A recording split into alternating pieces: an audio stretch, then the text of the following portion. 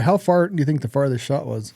Well, I know it was 2,100 plus. It was a little over 2,100. So they're saying the same thing for this. We're ranging from 700 to 2,100 yards with the average target distance being 1,300 yards.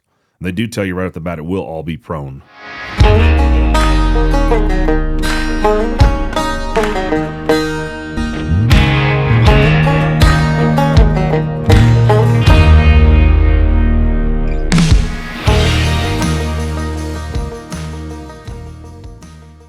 Welcome to the Shoot to Hunt podcast. I'm Ryan Avery. We're here with Jake Mushaney as always.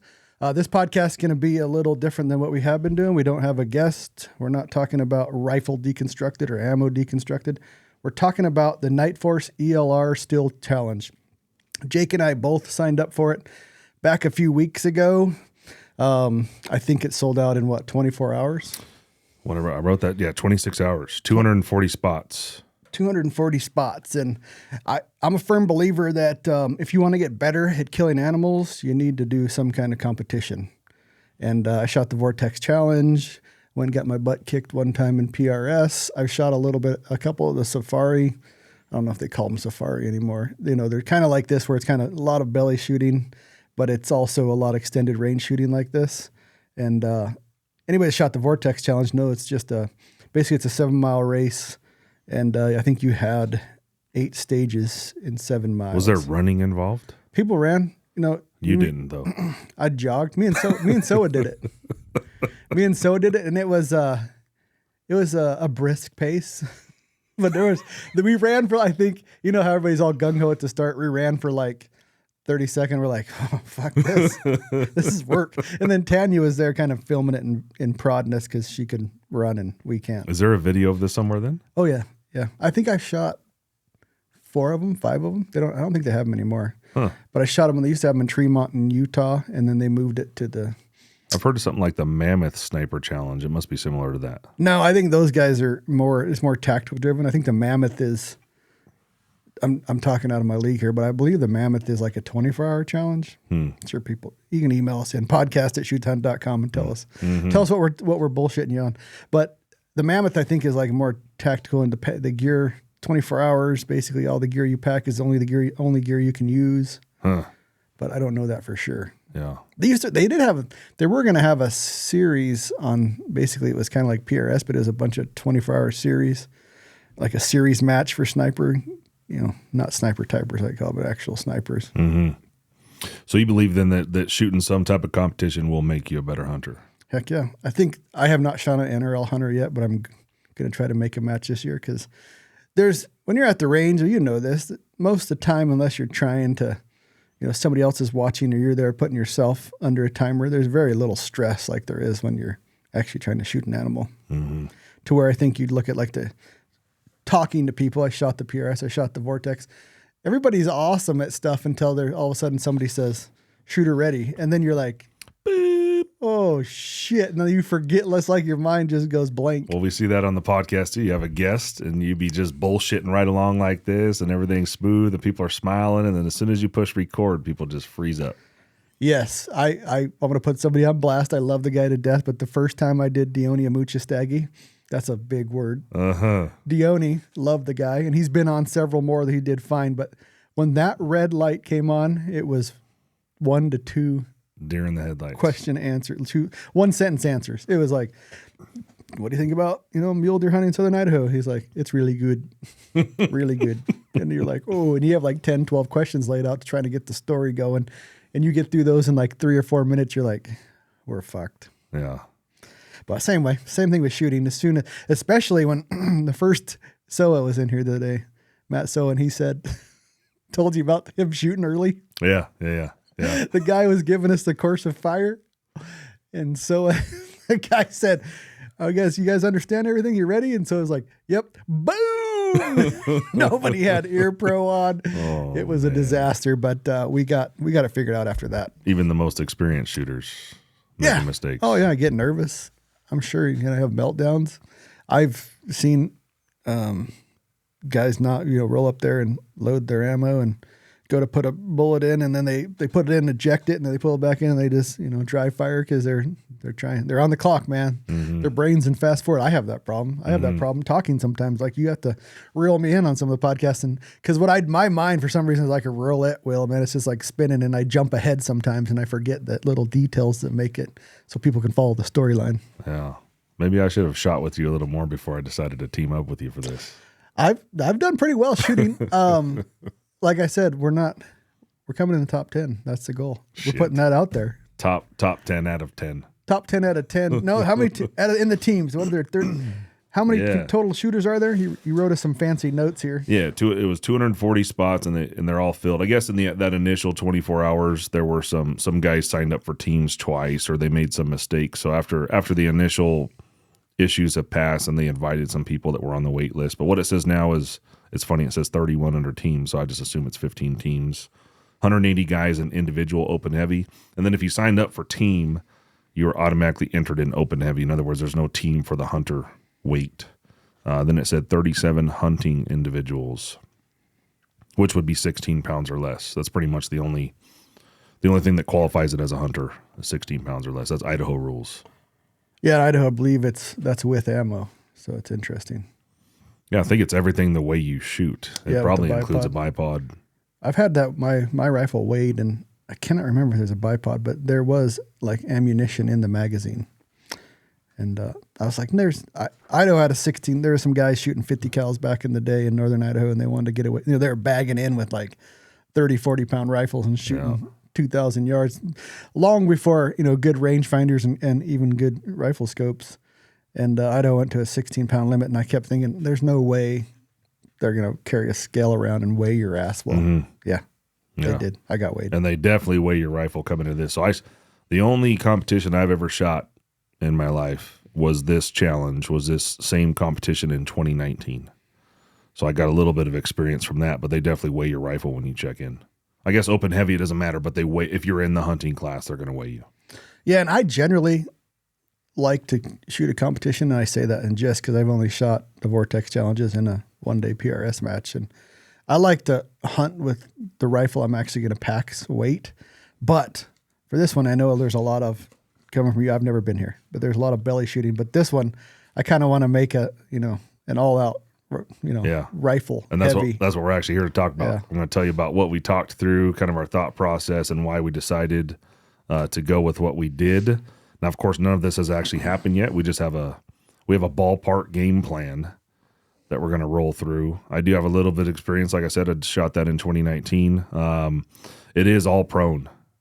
And I remember being hot as fuck with mosquitoes just eating you alive. That's the one thing I remember. I always thought this was in July. Was yours in July or was it in June? I couldn't tell you.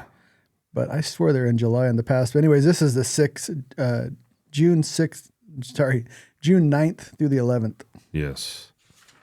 June 9 to 11. If you haven't signed up already, you can get on a wait list, but I imagine it may be kind of tough at this point. I know there's lots of guys on the wait list. Somebody will sell their spots kind of last minute.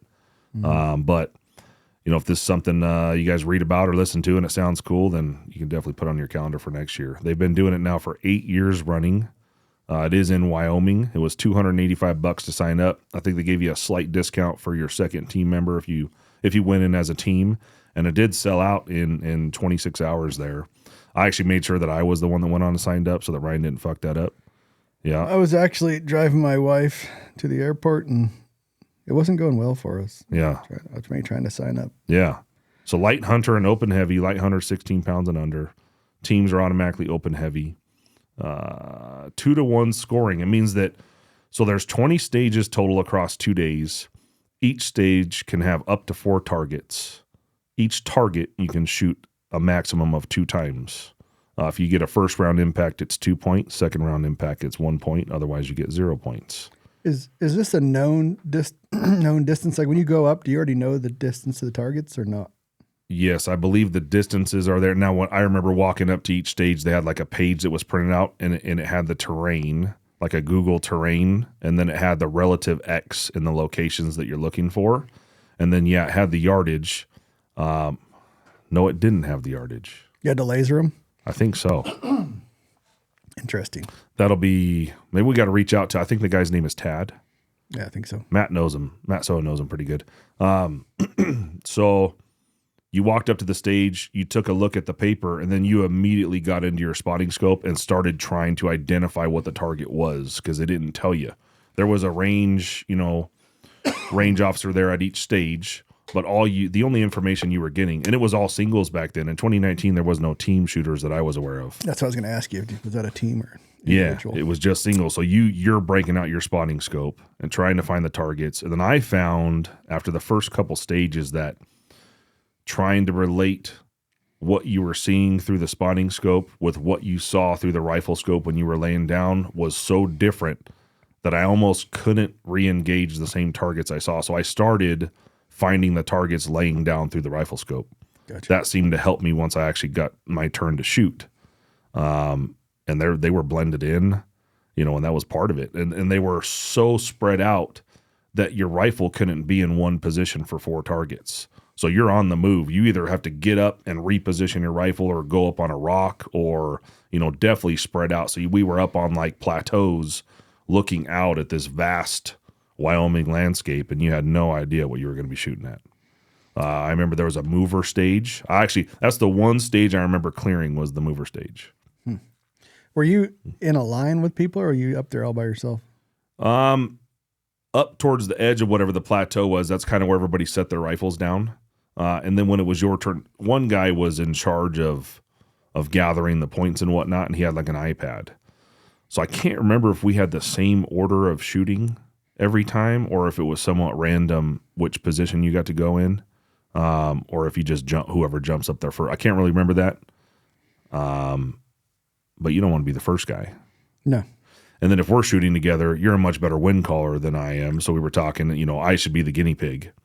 And so we're going to shoot identical rifles with identical dope, identical data, identical loads. Technically, we should be able to swap ammo back and forth. That's the goal.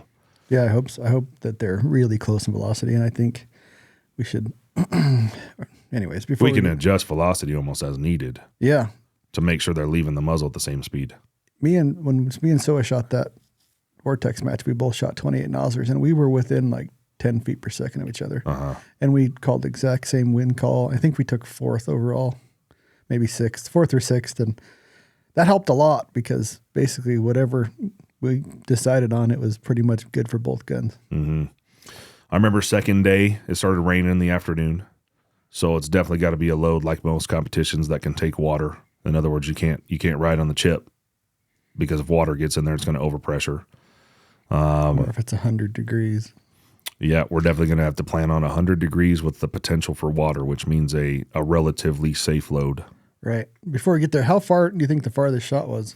Well, I know it was 2,100 plus. It was a little over 2,100. So they're saying the same thing for this. We're ranging from 700 to 2,100 yards with the average target distance being 1,300 yards. And they do tell you right off the bat it will all be prone, or you have the option to shoot prone at every stage. We're going to get into we're going to basically go through the whole process as Ryan and I first agreed to do it in the first place. I don't even know why I don't know how that started. I think you brought it up. I have no idea. I just asked you. I think I asked you when you shot it last time, did you like it? Would you do it again or something like that? Yeah. And then that went from literally within 5 minutes that we were already shooting and we were already plotting it as a team as what rifle we were going to build to go shoot it. Yeah. Because if you look on there, obviously everybody stocks on what people were using back and forth. What'd you win with, right? That's always the thing. And man, there's been 6.5 PRC all the way up to 300 Nancy's, right? Yeah, 300 Normas. I know Doug Glorfield from Rock Lake Rifle Range did very well with a 7 Rem mag. I was just reading I think Sniper's Hide has a thread going on this right now. I tried to find a thread on Rockside. You don't have to start one now. Yeah, we're not, we have ELR stuff, but not like them. Yeah, so they're talking, like you said, 6.5 PRC. One guy mentioned about a 6.5 PRC, getting first round impacts on all the far targets, but said specifically after shooting it, he would have liked a little more power. Mm-hmm. And I shot it with a 300 Norma, 28-inch barrel at the time. It was 215 hybrids, and I did well. My big problem was not being able to spot impacts.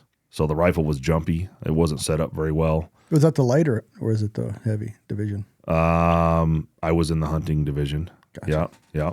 And it was actually a buddy of mine had driven up from California. He was shooting, I think he shot a 300 Win Mag. But we finished, I think back then it was maybe 130, 140 shooters, and I think we finished about mid-pack. Gotcha. But I remember making so many mistakes being a first competition, just being unprepared or inexperienced. Guys would have multiple types of rear bags. Like we're gonna need some type of bag system that you can level up. In other words, if we just have some type of standard wedge bag, and then have the ability, like with some type of flat, almost like a picture of phone book, like being able to level that up as needed to get up over, because you may have to put your rifle up over a rock area, and then having a bipod that has good mobility, good extension. I think maybe that double pull, at least a sky pod. I have a couple of those, but Double pull sky pod. that might be the way to go. Yeah. Like I said, I always needed a little more up at those Vortex challenges. And I was using a modular evolution bipod, and I wish I had like a double pull. Yeah. Because at some point you can't put the butt on the ground and you're trying to fight it. So yeah. A lot of guys too, they'd have, it was almost all chassis. So I guess we just start off there. We're gonna run the Nimrod stock, and our plan is to pull the butt pad off, basically cut the butt pad off, drill a bunch of holes down inside the butt stock and fill them up with lead. And then we're going to install some type of adjustable butt piece that starts off, it's aluminum, and then it has a movable. Yep. The Nimrod stock is built by McMillan to Dallas Lane specs. Yeah. It's ugly as shit, but it's a good, I do like it. We're so used to shooting stocks that the reason why we're not just going to go with a chassis is because it's just not us. We both believe that we shoot a stock better. We just need to figure out how to put some weight on it. And one of those things is going to be, we're going to run an ace barrel. I guess we should start. We were talking about cartridges. Yeah. And if you guys know me at all, I hate 284 caliber cases, but you cannot argue their ballistics. Yeah. And the ballistics, they're BCs, and you can't argue the recoil you get for those BCs. We're going to shoot this missile, a 190 A-tip out of a 7 PRC. Yeah, what is the actual BC on that? It's on the box there. Grab that. 838 or something. On the money. 838. Damn, it's like G7 is 422. That's ridiculous. And it is long. It's more than a 215 hybrid in 30 cal. That's what we know. So as we were thinking about what to shoot, the reason the 7 PRC came up is because we just got back from Peterson. Yeah, and to be honest, I'm not shooting a 7 PRC if I had to use Hornady brass. I'm just not gonna. Definitely not. So Peterson just ran a whole line of 7 PRC. Yeah, we got to see the first stuff on the line, did a factory tour with them, went pretty awesome, and they were nice enough to set us up with some brass for the competition. So we may, you never know, we may be one of a few people that have the brass out there. Yeah, and we did a little tiny test on it with the blue 7 PRC, and it seemed to be pretty snappy and pretty freaking nice. We jumped straight to they actually pull 10 pieces of brass off every lot that they run, and their ballistician runs it on the chip all the way up, like he figures out where it pressures out at and runs it at that pressure for 20 firings without annealing, simply sizing, and then they check primer pocket and how it's holding, and it did fantastic. They ran 71 grains of RL26 with a 168 is what he was testing at. Yeah, and there were some pretty nasty ejector marks. There was. So it's not like they're just making it just to SAMI spec and then powder levels. They're run past 65,000 PSI. So at 71 grains, we did some measurements, and it was something like the factory. We believe that the factory ammo has RL26, at least the initial. Hornady has been known to change powders on it, but we think it's RL26, and it was somewhere around 67. 65. So if the factory load is 65 grains of RL26 with the 175 ELDX, he ran it all the way to 71. We ran it up to 69 with a 175 Elite Hunter and had zero anything. We still had round primers. So we're going to end up plus P'ing both of these with the 198 tip, and we're going to run it all the way to pressure. So we'll be able to give you guys some accurate, we'll do a couple of these, and we'll do maybe like a right before we leave, we'll do another one after we have all the data and let you guys know what we came up with. It'll be interesting to see what that'll do with that long of a barrel plus speed. Yeah, so Ace Barrels is going to make a couple 30 inchers for us. We may not leave it at 30. Maybe it'll be 28, but they'll basically be truck axle, way different than what we're used to. Yeah, because there is no max weight, there in that chute? Open heavy. You could have and they said up to 416 Barrett is allowed, so all of their targets are rated for 416. I'm sure you can't have armor piercing or whatever, but yeah, 416 Barrett is allowed in the competition. So 7 PRC with Peterson brass and a 190 tip. I really think we're going to have to go with, we have RL26, but it's probably not going to be, we know that it's not temp stability. Temp stability is not going to be hugely important. I mean, we are going to shoot from morning to afternoon. There may be a 30-degree temp swing, but as long as we know what the temp variance will be across 40 degrees, let's say, we could do that testing on our side.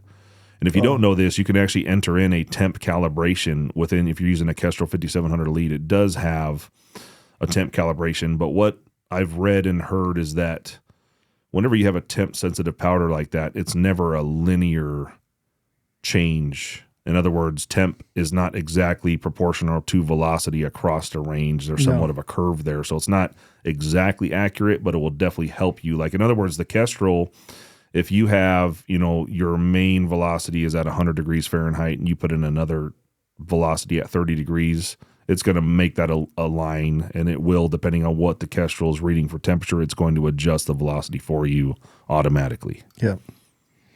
Well, if 26 is pushing it hard, I imagine 570. Yeah, maybe we ought to try too. After talking with Sean, I've had a few guys reach out to me about those SIG 10Ks. Yeah. That may be a better application for this competition environment, because we really don't care about our glass quality so much. If that was the main concern, why not to use it? Maybe we ought to get one in here and test it out. And if we're shooting as a team, we just need one, really. Yeah, really. Yeah. Yep. So powder is going to be interesting. I personally think after we plus P it, we may have to go a touch faster on the burn rate, like maybe down into maybe 565, maybe try 555 again after some data we've pulled off some let's say higher performance 300 WSM types. But 565 may be a good choice. Of course, we'll try H1000, and if we don't seem to be getting the velocity we're looking for, we'll just try a range and see what happens. We'll do a good little test. Yeah, be interesting to see what it can do with good brass. Yeah, they're going to be on long action Vespers, Ace barrels, Macmillan Nimrod stock. It'll be we're going to use the Unknown Munitions bottom metal and mag. They are only 3 rounds per mag, but we'll have a couple mags on deck. Yeah, we'll see how fast we can reload. Well, you can drop it with your trigger finger, so it should be relatively quick. I definitely don't want no 10-rounder hanging off the bottom there. What's the time limit? It was saying something like 4 minutes. I don't think it's definitely not rushed. And that's for both of us, 4 minutes total. Maybe. This will be interesting. Yeah. So yeah, estimated total weight. What do you think? Oh, we haven't talked about the scopes. Yeah. We were debating back and forth to a 7 to 35 Nightforce attacker or a 5 to 25 Nightforce. One thing I learned recently that surprised me was that a 7 to 35 has less elevation travel than the 5 to 25. Now, personally, I like as much magnification as possible. So if it's, at least that 4 to 32, if not a 7 to 35, I don't want to spend a bunch of extra money, because I'll probably never use that 7 to 35 unless we put on those 416 Barrett rifles. Yeah. The thing is from what I've heard also from multiple manufacturers, is that big, high top end magnification has a little more room for error inside the scope. You have more trouble with the travel, and you have more trouble just overall with issues with high magnification scopes. Well, I imagine something we ought to do also is, if let's say we stick with the mill, I think it's a C625. It's the mill 4 to 32 F1. We probably ought to both do tall target tests together mill to make C, sure right? Yeah, I think so. Yeah. We ought to do this test to make sure we're both tracking the same, if we're going to try to have same dope, same everything else. It'd be nice to know there's nothing wrong with the scope, so that way when you miss, you don't have something to blame. Miss. Who's gonna miss? Yeah, it's gonna be fun though. Yeah, so maybe a sky pod. Yep. And we'll have to figure out something for a rear bag system. Have we decided on brakes or suppressors? Well, I think we're gonna run. I have an Ultra 7 that I never used on I have anything. an Ultra 7 too, so we can run those. We usually like brakes, but the 7 PRC ain't gonna kick very much, and maybe we'll try to be. I would imagine after shooting 160 rounds across a couple days, with a brake on I had a brake on my 300 Norma when I went, and all the competition guys, they basically said I wasn't a gentleman. You pull bang, and everybody turns around and looks at you, and I'm sure we're gonna look at the other guys the same way if we roll in with suppressors. Like, what was the breakdown? How many people had suppressors compared to brakes? Oh, I would say brakes were 10%. Really? I would say stocks were 10%. There was 90% had suppressors on the rifles. I would say so. Wow. I didn't expect that. I thought it'd be like 50-50. Yeah. That's interesting. And do you think when you shot it, was there more people in the light or the heavy, or do you even know? I couldn't say. I would imagine it's probably as similar as it is what I just looked at. There's probably less hunters for sure. It's an ELR competition. I mean, generally ELR competitions are not going to be in a stock. Generally, it's not going to be a 6.5 PRC. This competition is a little different than almost anything out there, I think. And you have kind of a wide variety of guys coming from different disciplines, whether it be just like us, we're just hunters. We're gonna, like that 300 Norma was a stock. It was a Manners EH1, or no, it was a Manners EH5 adjustable as a thumb hole. Some guys are just going to bring out what they have, which is cool. I think that what's going to set us apart is because of what we do. We literally get to go out, shoot as much as we want, load the exact way we want, and test against each other. Yeah, it should be good. Lots of practice beforehand. Yeah, I called Matt Allwine to ask him any tips or tactics, and he'd never shot it. Really? Yeah, he said, I don't remember. He had some words of wisdom like, that's too much belly shooting or some bullshit.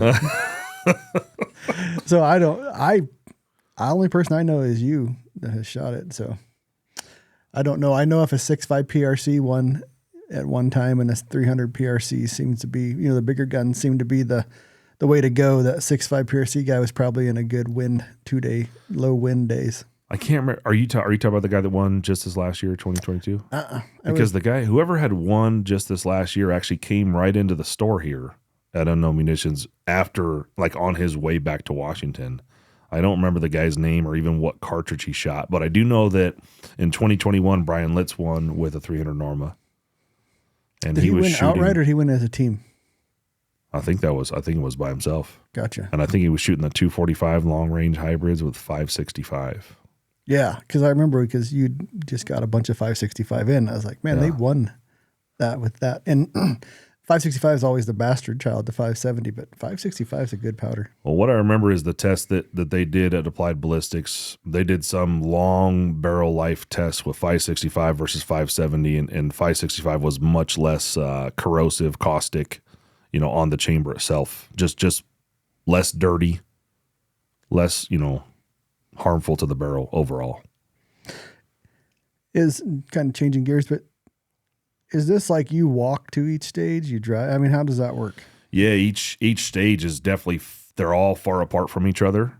Mm-hmm. And I did read on there, it said no personal vehicles because of the ramp. Where I shot was not where ours was at. I think it was called like Q Creek or something like that. So we'll be in a different place than where I was, but it said no personal vehicles outside the designated parking lot. So that's going to be interesting. I don't know if they have like big vehicle, everybody's going to jump in the back of the truck or what. Gotcha. When I went, you were allowed to bring a wall tent, stay on site. A bunch of guys had side-by-sides that they were running around the ranch. But that'll be interesting getting from stage to stage. There may be a bit of hiking. Good. On that, we need it. I need it. On that, you said 700 yards to 2,100 yards. Is there like a size standard on the target? There probably is, and maybe like the IPSC stuff like that.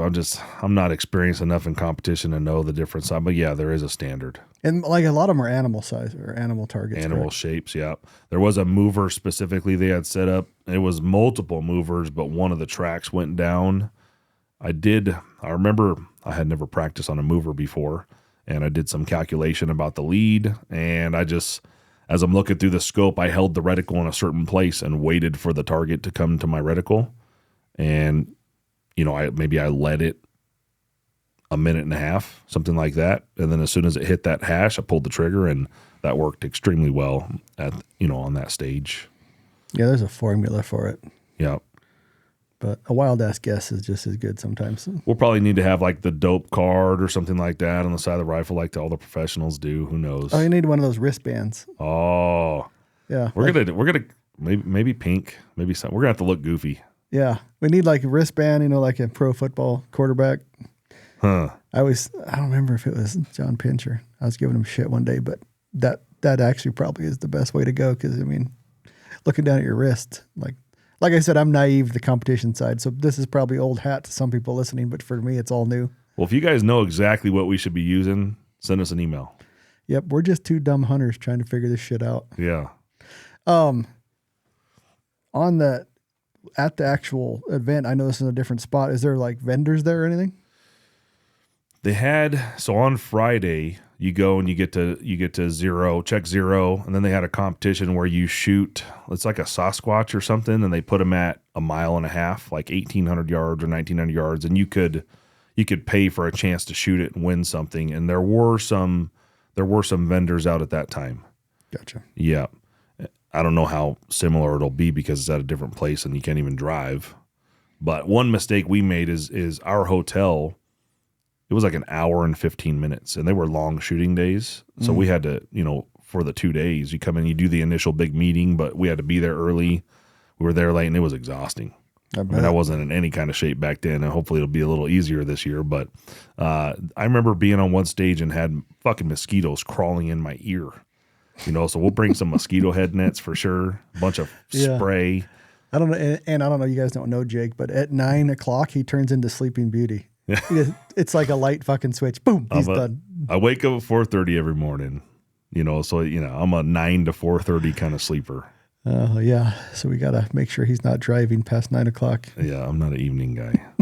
We'll see how that goes. Well, Mason will be with us. We're going to bring Luke with us, our marketing manager, and have him take some film so that we basically want to take you guys kind of along on the, hey, we don't shoot competition. We're just some dumb hunters, and we're going to work through this process. And, maybe if we do pretty well, then it made sense. And maybe if we do really bad, then don't do it the way we did. Well, any way we slice it, it'll make us better hunters. Mm-hmm. Making that shot when it counts. So. Mm-hmm. I think we talked about, we'll have to come up with something for a rear bag. I know, so long range only has that wedge bag. I know you like that one. Yep. The only thing with long range only, it doesn't have a lot of adjustment. It doesn't have a ton, and it's pretty solid. I love, like when I'm doing zeroing and doing load dev, it's really nice because it is stuck in there well. But as far as a lot of up and down movement, there's not a lot.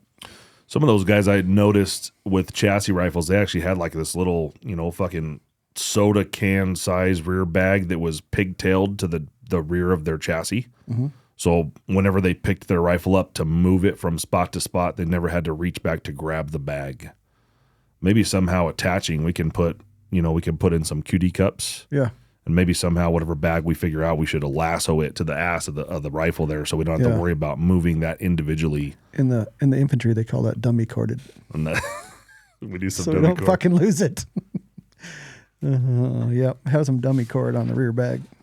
And then do you have, I remember you saying you ordered a spotter with a reticle in it, but yep, it's on the way. That should work fantastic.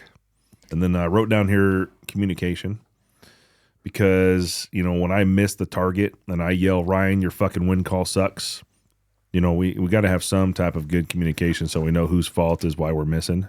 Yeah, I can't even think of the name of that spotter. It's Sworo's spotter with the rangefinder in it. STR? With the reticle in it. What'd I say? Rangefinder. Oh, yeah, I wish it did, but You're no. thinking about a rangefinder. Yeah, thinking about a rangefinder, but it has it in there in mils. They have a mil or a MOA. Yeah. That SIG 10K might be. I do remember spending a lot of time with my Kestrel, and I learned how to put in like the multiple targets. What we really should have is the ability to make, if we know somewhat what the weather's going to be, is to have a real, like a dope card. Yes. Well, we're kestrels. We need to have something that's actually written down.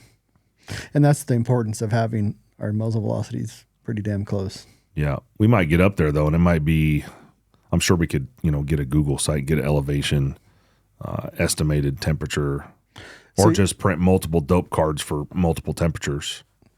Yes, the Swirl STR80. STR80. And that's a mil reticle in there? Yep. Or nice. Mil. You can get mil or MOA. Nice. It's illuminated and has like brightness. It's kind of funky looking. It has like a periscope, little drop on it. And I don't know how popular they are from Swarovski, but I borrowed one and it was awesome.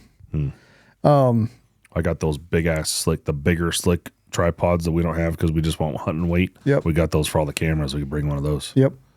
The thing is, that's what I wanted to know. Like for the 10K, is that something where we get a known distance? Because the Swirl, like the Vortex one, I keep going back to that challenge. 'Cause that's the only one I've really done like this, and they had known ranges. So the night before, you could basically punch in all your dope on the little card they gave you. So that takes out a lot of the range finding part of it. Maybe we'll reach out to the match director and answer that question before we leave. Yeah, like I said, it's June 9th, so we'll try to do a podcast a week out, telling everybody where we are, what we've done. Then we'll put together some videos so you guys have I know there's probably enough videos out there now about how it goes, but I have not found a good one. Really? No, I was looking last night because I knew we were doing this podcast. And there's one, and the Zant guy, what's the name of his? Cal Zant, Precision Rifle Blog. His is probably the best. Okay. Documentary on what the event is about. But that was at the place you were at, the Q Ranch or whatever. Yeah. And this one's at what's the name of the ranch?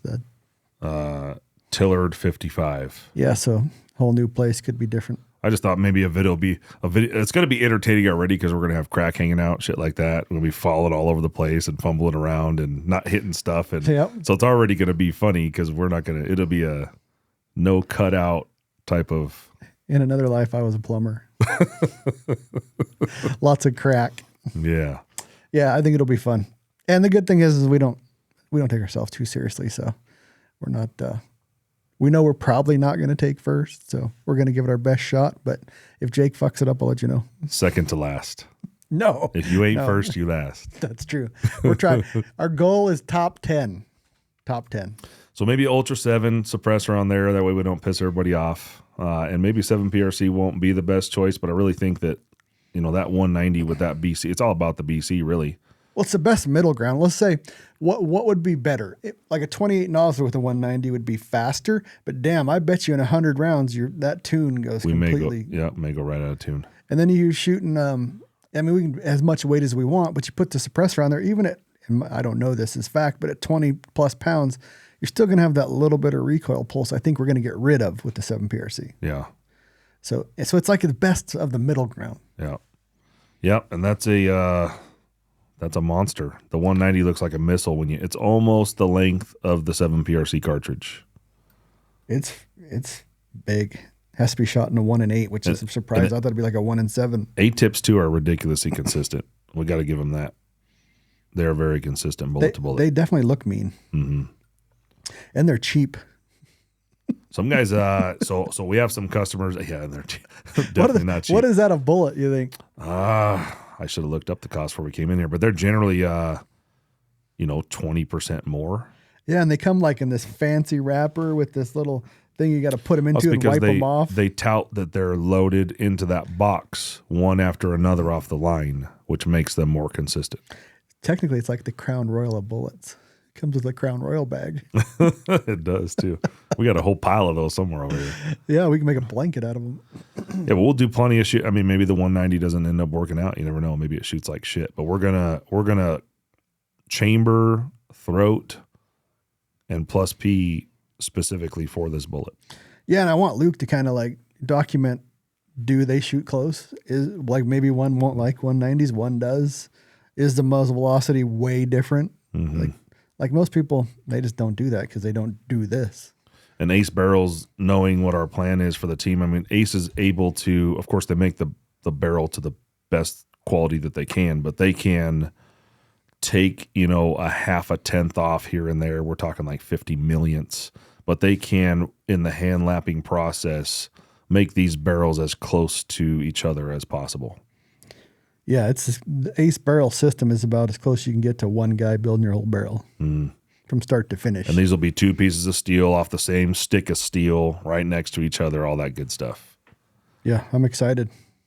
Anything we missed? Well, bipod and rear bag, dope card, spotting scope. I can't really think of... the communication part we'll have to work on. Yeah. Back and forth of what we're seeing. We'll probably go out to Rock Lake and do a little practicing. Yeah. Definitely will help in competition. But if you guys have any thoughts, advice, opinions on gear, anything like that may or may not help our situation, let us know. Yeah, and if you're shooting it, tell us what your caliber of choice is, or cartridge of choice. This is a really interesting competition from that perspective because you can come in with a 6 Creed if you wanted to, all the way to the 416 Barrett, and nobody's going to judge what wins. We already know small cartridges can win. So it comes down to knowing your dope, knowing your win calls, practicing beforehand. There were guys I remember a guy had a 30 Sherman Max or something like that, like the bigger 300 PRC, like the 30 Nosler improved, whatever he's doing. He was out there tuning on site. Like some guys have they have loading equipment back at their hotel room. Yeah. Kind of like the Mentress guys do. Yeah. And they're tuning and loading on site, which I don't think that's the right approach. I think you really need to know your rifle, know exactly what that bullet's going to do in a 15 mile an hour full value wind, I think you got to know that well ahead of time. Yeah, we also discussed shooting the 6UM, but it would probably seriously go out of tune. Yeah, it's just too much horsepower. Yeah. For a competition. 180. How many rounds? 180 rounds? 160 rounds. Yeah, 160 rounds. I'm sure we need to put a couple hundred rounds through them before we leave just to make sure the tune is dialed and not going to change on us. If you believe the Brian Litz deal, he said you need 200 just to get that fire cracking? Yeah, that was a pretty interesting post that he did. Yeah. It's interesting that's the different schools of thought because some people say 50 rounds, 60, 100, and he came out and went 200. Well, shit, with a 6UM, I'm halfway done with the barrel by then. Yeah. Not really, but you know what I mean. Well, I guess you'll be fire cracked after 10 rounds, though. Yeah, that's the thing you want to know is if it's a 28 Nosler or a 6UM, Well, it definitely has to affect it. Got to speed it up. Or 30, even a 33XC, got to speed that up a little bit. Well, what scope are we going to run? If we have... Got to decide. I want to run a 5 to 25 ATAC-R. Really? For the reason is I want one to put on that gun. Well, technically... Or we could just run the 8 to 30, or the 4 to 32s. That's what I'm saying. Technically, we don't. Well, technically, we don't need to run the same scope as each other.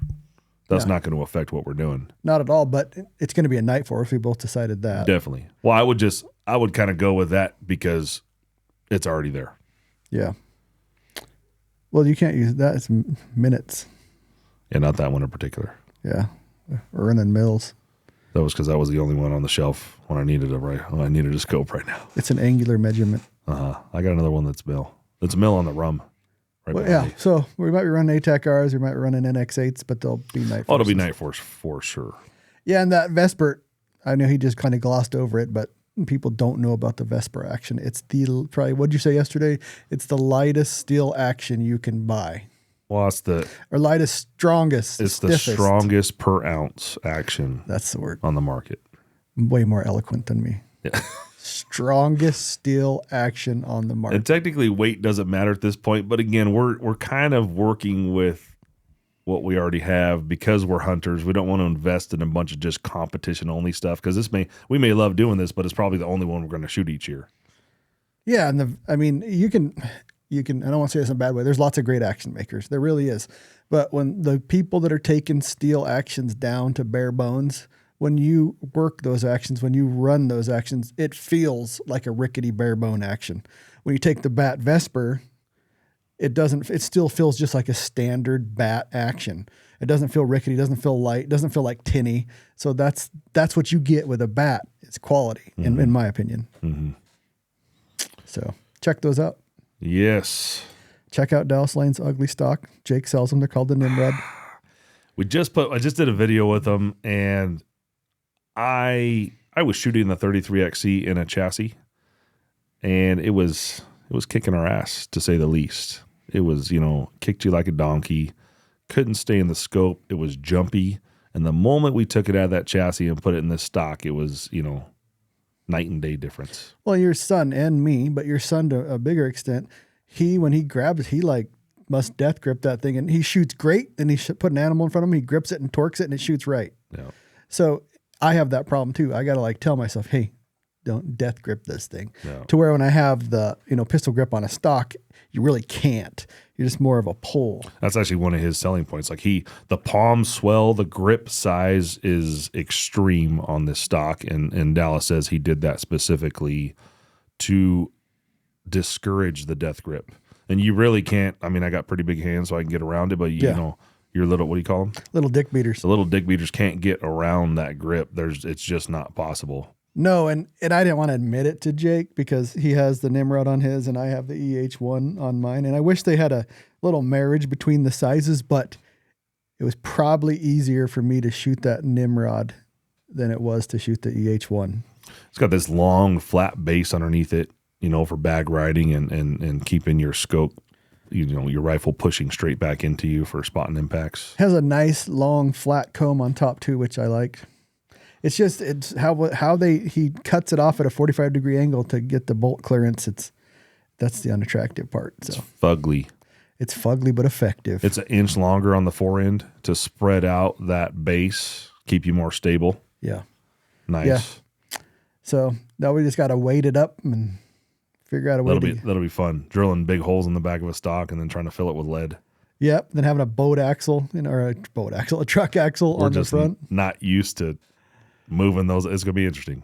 And then it's going to be even if we settle at 26 or 28 inches, then it's going to be another 7 inches off the front of that. This is 24 plus a couple here, right? So that's 26. It could be here and then here. What do you think the axle, that barrel will weigh probably 6 or 7 pounds? He told us what that weighed at. I don't remember. It was 12. 12 pounds? And when he was talking about the 34-inch straight. But that was straight. I think it was 12. But we have to contour it down just to get it into the stock. Yeah. So we're going to like 1.25 or 1.2? I ordered, like the, I think I said the Vibert competition contour. It's the 1050 muzzle finish. We'll be over there when they're making them. 7-8 pounds at least. It'll be a lot. At least. That's a lot of lead. 28. Honest, like the other thing you talk about, the honest to God muzzle velocity is probably going to be 3100-ish, I would bet. And we want to be that's on the safe side. I would like to be 31 like as the max, right there. Mm-hmm. But if you plus P at 28 inches, ish minimum we're going to go with. Why? I don't see how we're not going to get to 3100. That is screaming. Yeah. Yeah. Should help with wind calls. Always try to cheat the wind. It is fucking windy out there. Those of you that don't know anything about Wyoming, it's generally. That's why I say that the 6.5 PRC that won, that had to be a good no win 2 days. Mm-hmm. Because unless you're maybe the John Pinches of the world of calling wind, it's, or I don't see how those are going to outshoot those big guns. The team part will help because if you're back there calling what you think is the right wind and I'm off of here and we adjust and get a hit, and then we get a hit, then we get a hit, and then you're up after me, it should be it should help. I'm excited. Haven't shot a competition in 2 years, so I'm sure we'll meet lots of awesome people too. Absolutely. We're gonna make some big old goofy jerseys and you got to play the part. Yeah. Yeah, probably get Superman emblem on them and shit. Yeah. Do something. I'm definitely going to put like 300 Nancy or something on yours. I shoot a 300 Nancy. Yeah, we bought the 300. What do you have, a 300 Nancy? That's like the 300 emblem of the movie 300. It is. And then we got some Tika Suck stickers, which is a joke. I love Tikas. I keep posting everybody, what's wrong with the Tika? Yeah. So I'm just jabbing at Ryan. Yeah, it's just, I literally have 2 of them on my 2 Tikas right now. I ordered those are 6 inchers. I ordered 4 inchers. Yes. So that they'll fit on the barrel. It'll fit on the little guns because the Tika Sucks is kind of just in jest because I love Tikas. I've actually talked Jake into maybe building some Tikas. We may get some Tikas shortly and put some rifles together. Build some 6 UMs. Yeah. Probably the greatest 6mm all time. What does Trump says? It's the greatest. It's greatest. They're great people. That's a shitty impression. Yeah. We need to get Luke in here with his Trump impression, see if he's got one. Luke does great with voices. The Borat is very impressive. Yeah. Yeah, we'll have to have Luke on, introduce him. So people can see who he is. Posted a goofy ass picture of him recently. That was his own fault. He gave you his own ammo. Yeah. All right, we miss anything else? I think we're good. We will do another one of these. So if it's in June, we'll try to do one at the beginning of June, and we should have our entire system dialed in. Then we'll talk about the progression and what we figured out with bags and bipods and what works. We're definitely going to we're not going to go out there and make asses of we're going to try not to make asses out of ourselves. So we're going to put some serious effort in. Yes. And let you guys know what we came up with. And then we'll do a post competition, and then of course videos of the competition, and that way you guys can see how we did and see if this whole plan works out. Yeah, and if you guys have any questions, like Jake's in a great situation where we can test lots of different things. You just got to let us know what you want to see. We're going to be coming out with a video on barrel that had been fluted. Mm-hmm. We did precise measurements before Ace guys, and they did precise measurements after Campfield did the fluting. Mm-hmm. So is there any more tests or comparisons that you want to see in video form? Let us know. It's podcast@shoottohunt.com, or you can DM us on Instagram @shoottohunt. So let us know anything you want to see like that. Yes. Because I like just stupid barrel weights. I put up these barrel weights that were fluted from being a blank to fluted to chambered in muzzle brake, or threaded for muzzle brakes, and people ate that up. But it's the stuff that so 26-inch barrel, diamond fluting removed in an entire half of a pound. Yep, 9 ounces. Yeah, 9 ounces. I did mess up on the contours because Ace has contours like Bartline, correct? Yes. So they're what they call a Sporter 3 for Ace barrels is a number 5 from everybody else, a Krieger. It's really a number 3 Bartline. I think they follow Bartline as far as their naming standards. So like a 3B. We're gonna be stocking Ace barrels. We're gonna have a 3B spec, so a 700 muzzle finish, a 630 muzzle finish, which is the Sporter 1. Then we're gonna carry M24s and a 30-incher. Just as kind of barrel specs in 6.5, 30, 7mm, 6mm. Just so you guys know too, if you're considering building a rifle, steel barrels can be cut down to any length. So that's why we order a little bit longer. If you guys are on the fence with a steel barrel about what you want to finish at, go longer, because your gunsmith can cut that down before they chamber. Yep. And to this date, we have no knowledge of how those Ace barrels shoot yet. But we're about to have a whole lot of data in the next couple months. Oh, yeah. Well, we just chambered those 2 first barrels in 300 PRC. We're going to shoot those next week. But if I'm backing that up, I'm kind of blabbering here, but if you go to their shop, they're not fucking around. They're trying to put out the best barrel they possibly can. Yes. So, if I was a betting man, I think we're going to be just fine. Good to go. Anything else? No, sir. Like I said, any questions you have, podcast@shoottohunt.com, and thanks for listening. I think